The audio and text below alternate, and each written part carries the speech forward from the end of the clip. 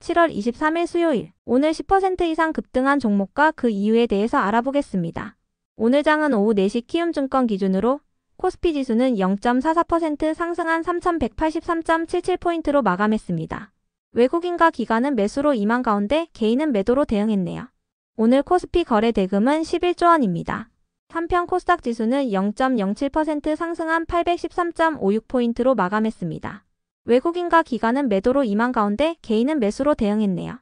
오늘 코스닥 거래 대금은 5조 원입니다. 그럼 본격적으로 오늘의 급등 종목들을 살펴볼게요. 오늘 10% 이상 급등한 종목은 총 19종목으로 코스피에서는 8종목, 코스닥에서는 11종목이 나왔습니다. 이 중 상한가 종목은 하이스틸, 이램, 삼천당제약 3종목이고요. 오늘 하한가 종목은 없었습니다. 총 19개의 급등 종목들을 한데 모아서 테마별로 묶어보니 3개 테마로 나눠볼 수 있었어요. 그 외 나머지는 개별 이슈로 오른 종목들인데요. 먼저 1번 알래스카 프로젝트 테마입니다. 트럼프 대통령이 SNS를 통해 우리는 방금 일본과 대규모 합의를 완료했다며 일본은 상호관세로 15%를 내게 될 것이라고 밝혔습니다. 트럼프가 앞서 일본에게 통보했던 상호관세율은 25%로 이보다 10% 낮은 관세율로 합의를 이룬 것인데요. 양국의 관세 협상의 주요 쟁점이었던 자동차 부문의 경우 기존에 부과됐던 25%가 아닌 최종 15%로 합의했다고 전해졌습니다.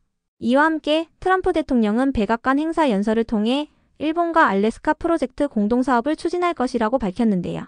이를 위해 일본과 알래스카 합작 투자를 형성할 것이라고 밝혔어요. 알래스카 프로젝트는 알래스카의 혹독한 기후 조건에서 1300km의 가스전 파이프라인을 건설해야 하는 사업인데요. 예전부터 미국은 관세를 빌미로 한국과 일본의 알래스카 프로젝트 참여를 압박하고 있지만 사업성이 불분명하고 과거에 실패한 적도 있는 사업인 만큼 한국은 참여를 숙고하고 있다고 전해진 바 있습니다. 아직까지 일본 측의 공식 입장은 발표되지 않았지만 트럼프 대통령은 8월 1일부터 여러 나라에 상호관세를 부과하겠다고 통보했던 만큼 일본의 알래스카 프로젝트 참여가 확실해질 경우 한국도 참여할 가능성이 높다는 전망이 나오고 있는데요. 이 같은 분위기 속 관광 기업들이 알래스카 프로젝트 관련주로 부각되며 강세를 보였습니다. 관광이란 속이 비어있는 원통형 철관을 의미하는데요. 알래스카 프로젝트에는 극저온 환경과 고압을 견딜 수 있는 강간이 필요하기 때문에 관광 기업들이 수혜주로 부각되고 있어요. 그 밖에도 중국 정부의 개입으로 중국 내 철강 생산량이 줄어들면서 중국발 공급 과잉이 해소될 것이라는 기대감이 나오고 있는데요. 중국의 철강 감산이 본격화될 경우 국내 철강 기업들의 숨통이 트일 것으로 전망되고 있습니다. 이와 함께 한미 간의 관세 협상 기대감도 이어지면서 관광을 비롯한 철강 기업들이 상승세를 보였습니다. 이 중에서도 이램은 올해 3분기부터 미국 제로 시험협회 표준 규격의 관광을 고객사에 납품할 예정이며 현재 국내 및 미국 고객사와의 협의에 성과를 내고 있다는 소식이 지속 부각되며 강세를 이어오고 있습니다. 한편 하이스틸은 최근 미국 상무부로부터 강벽 사각 파이프에 대한 덤핑제로 결정을 받았다고 전해지면서 강세를 보인 바 있으니 참고해주세요. 이번 결정으로 하이스틸은 미국의 관세 영향에서 벗어났으며 우리나라가 미국 알래스카 프로젝트에 참여할 경우 사업 진출도 기대할 수 있게 되었다고 전해졌습니다. 다음은 이번 제약 바이오 테마입니다. 삼천당제약이 언론을 통해 노보노디스크의 경구용 비만 치료제인 리베서스의 제네릭 의약품을 개발하기 위한 생물학적 동등성 시험을 성공적으로 마쳤다고 밝혔습니다. 제네릭 의약품이란 바이오시밀러와 마찬가지로 특허가 만료된 오리지널 의약품을 모방하여 만든 복제약을 의미하는데요. 제네릭 의약품은 화학물질을 합성하여 만든 합성의약품을 복제한 것이며 바이오시밀러는 화학물질이 아닌 살아있는 세포를 배양해서 만들어낸 바이오 의약품을 복제한다는 점에서 차이가 있습니다. 삼천당제약의 이번 시험 결과는 오리지널 약품의 특허와 겹치지 않으면서도 동등한 효능을 재현하는 데 성공했다는 점이 의미가 있다고 전해졌는데요. 이 같은 소식 속 삼천당제약이 상한가에 들어간 가운데 자회사인 옵투스 제약도 동반 강세를 보였으며 일부 제약 바이오 및 비만 치료제 관련주들이 함께 상승하는 모습이 나왔습니다. 이 중에서도 넥스트 바이오메디컬은 LS증권의 리포트가 붙어주며 강세를 보였는데요. LS증권은 넥스트 바이오메디컬의 넥스피어 F가 3분기 중으로 미국 임상을 개시할 예정이라고 밝혔어요. 넥스피어는 퇴행성 관절염 및 만성 근골격계 통증을 타깃으로 개발 중인데요. CMS로부터 ID 카테고리 B 승인을 획득함에 따라 임상 단계에서부터 메디케어 보험 적용이 가능해졌고 향후 시장에 침투할 때에도 유리한 조건을 갖추게 됐다고 평가했어요. 이 같은 분석을 토대로 넥스트 바이오메디컬에 대한 목표 주가를 83,000원으로 제시했으며 넥스트 바이오메디컬의 오늘 정규장 종가는 52,700원입니다. 한편 에드바이오텍은 어제 장마감 후 추가 상장 공시가 올라왔으니 참고해주세요. 전환사채 전환으로 인해 20만 주가 금요일날 추가 상장될 예정입니다. 전환 가격은 2,400원이며 에드바이오텍의 오늘 정규장 종가는 2,635원입니다. 다음은 3번 자동차 부품 테마입니다. 미국과 일본이 관세 협상을 완료했다는 소식은 자동차 기업들에게도 호재로 작용되고 있는데요. 미국은 4월부터 수입차에 대해 25%의 관세율을 부과해온 바 있으며 이번 협상으로 일본 차량에는 최종 15%를 부과하는 것으로 합의했다고 전해졌어요. 이 같은 소식에 한국도 일본과 비슷한 수준의 관세율을 적용받을 것이라는 기대감이 나오고 있습니다. 한국은 현지 시간으로 25일에 미국 워싱턴에서 열리는 한미 통상협의에 참가하여 이 같은 내용을 협상할 것으로 전망되고 있는데요. 이 같은 소식 속 완성차 기업인 현대차와 기아를 중심으로 자동차 부품 기업들이 강세로 마감해 주었네요. 이 중에서도 모티브링크는 현대차의 전기차 핵심 부품 공급사인 점이 부각되었으며 한중NCS는 유화증권의 리포트가 붙어주었습니다. 유화증권은 한중NCS에 대해 에너지 저장장치 부문의 중장기적인 성장이 기대된다고 밝혔으며 투자 의견은 제시하지 않았습니다. 그 외 나머지는 개별 이슈로 오른 종목들인데요. 먼저 도우인시스는 코스닥 시장에 신규 상장한 첫날 강세로 마감했습니다. 도우인시스는 초박형 강화 유리를 연구 개발하고 제조 및 판매하는 기업인데요.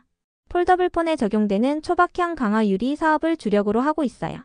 도우인시스는 장중 최고 84%까지 상승 후 종가는 공모가 대비 38% 상승한 가격으로 마감해 주었네요. 이어서 JNK 글로벌은 언론을 통해 바라폴로올리엄으로부터 총합 4,100억 원 규모의 산업용 가열로 프로젝트를 수주했다고 밝히면서 강세를 보였습니다. 바라폴로올리엄은 인도의 국영 정유사로 JNK 글로벌은 7월 16일에 낙찰 통지서를 접수했으며 본계약 및 발주가 확정되는 일정에 맞춰 제품을 납품할 예정이라고 밝혔는데요.